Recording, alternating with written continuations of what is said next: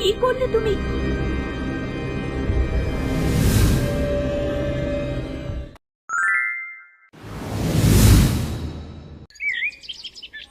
রাজকন্যা কণ্ঠমালা, বাগানের ফুলগুলো কি সুন্দর দেখুন।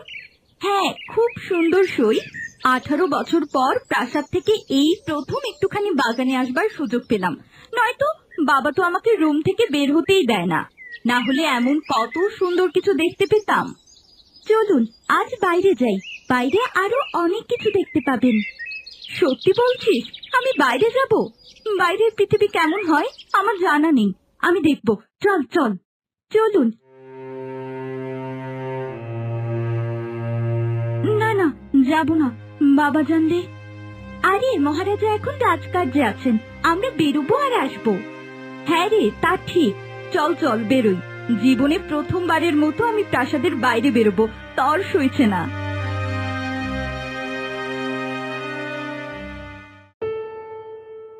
প্রহরী, প্রহরী,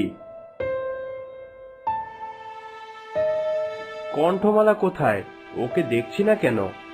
মহারাজ, রাজকন্যা কণ্ঠমালা তার সৈদেরকে নিয়ে বাগানে ঘুরতে গেছে। কি? তোমাদের কতবার বলেছি কণ্ঠমালা যেন এই 4 দেয়ালের বাইরে যেতে না পারে। মহারাজ, বাগান তো প্রাসাদের ভেতরেই। হ্যাঁ, কিন্তু বাগানেও ওর যাওয়া নিষেধ, শুধু এই প্রাসাদের রুমের ভেতরেই থাকবে। আর কতবার তোমাদেরকে বলতে হবে? ক্ষমা করবেন মহারাজ, আমরা রাজকন্যাকে আটকানোর চেষ্টা করেছি, তিনি শুনেননি। এক্ষুনি বের করে আনছি। দ্রুত যাও, না হলে সবকটাকে শুলে চড়াবো। শুধু শুধু এদের বেতন দেন কেন মহারাজ? একটা কাজও ঠিক মতো করতে পারে না।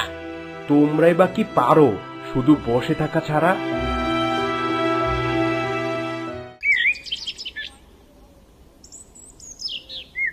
এই কি রাজকন্যা, দেরি হয়ে গেল তো।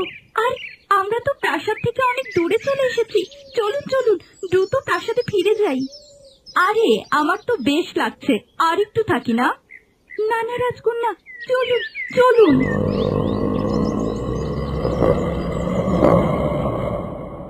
এ কি রাজকন্যা, এই আওয়াজটা কোথা থেকে আসছে? আমরা কোনো প্রহরীকেও সাথে আনিনি। চলুন চলুন চলে যাই রাজকন্যা। আরে এসব কিছুই না, তুমি ভুল ভাবছো, কিছুই হবে না।